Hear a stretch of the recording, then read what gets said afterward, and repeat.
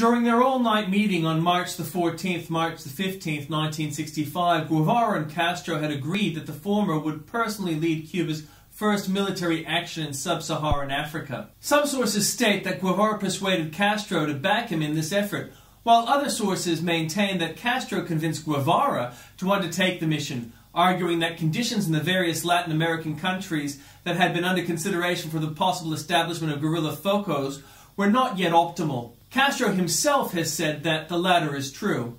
According to Ahmed Ben Bella, who was president of Algeria at the time and had recently held extended conversations with Guevara, the situation prevailing in Africa, which seemed to have enormous revolutionary potential, led Che to the conclusion that Africa was imperialism's weak link. It was to Africa that he now decided to devote his efforts. The Cuban operation was to be carried out in the support of the pro-Patrice Lumumba Marxist Simba movement in the Congo-Kinshasa, formerly Belgian Congo, later Zaire and currently the Democratic Republic of the Congo. Guevara, his second-in-command, Victor Drake, and 12 of the Cuban expeditionaries arrived in the Congo on the 24th of April 1965. A contingent of approximately 100 Afro-Cubans joined them soon afterwards. They collaborated for a time with guerrilla leader Laurent Désiré Kabila, who helped Lumumba supporters lead a revolt that was suppressed in November of that same year by the Congolese army. Guevara dismissed Kabila as insignificant. "Nothing leads me to believe he is the man of the hour," Guevara wrote. Although Guevara was 37 at the time and had no formal military training, he had the experience of the Cuban Revolution, including his successful march on Santa Clara, which was central to Batista finally being overthrown by Castro's forces. His asthma had prevented him from being drafted into military service in Argentina, a fact of which he was proud given his opposition to Perón's government. South African mercenaries, including My Corps and Cuban exiles, worked with the Congolese army to thwart Guevara. They were able to monitor his communications, arrange to ambush the rebels and the Cubans whenever they attempted to attack, and interdict his supply lines.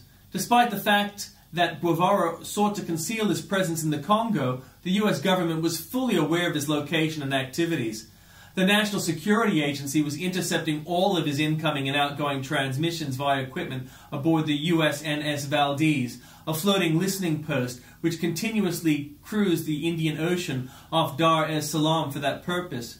Guevara's aim was to export the Cuban Revolution by instructing local Simba fighters in communist ideology and focos strategies of guerrilla warfare.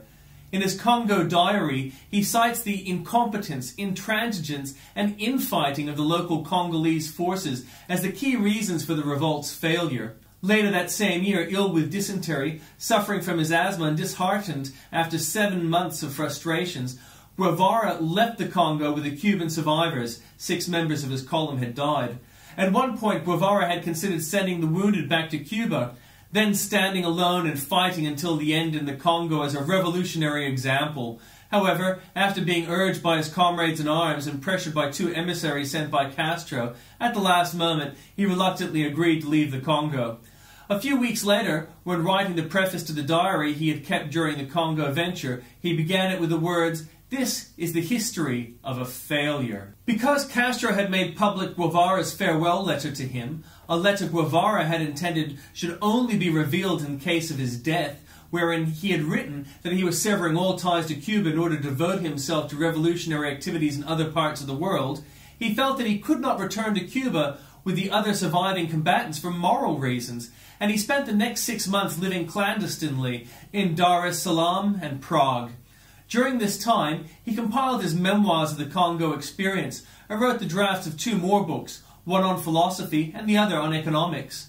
He also visited several countries in Western Europe in order to test a new false identity and the corresponding documentation, passport, etc., created for him by Cuban intelligence that he planned to use to travel South America. Throughout this period, Castro continued to importune him to return to Cuba, but Guevara only agreed to do so when it was understood that he would be there on a strictly temporary basis for the few months needed to prepare a new revolutionary effort somewhere in Latin America, and that his presence on the island would be cloaked in the tightest secrecy.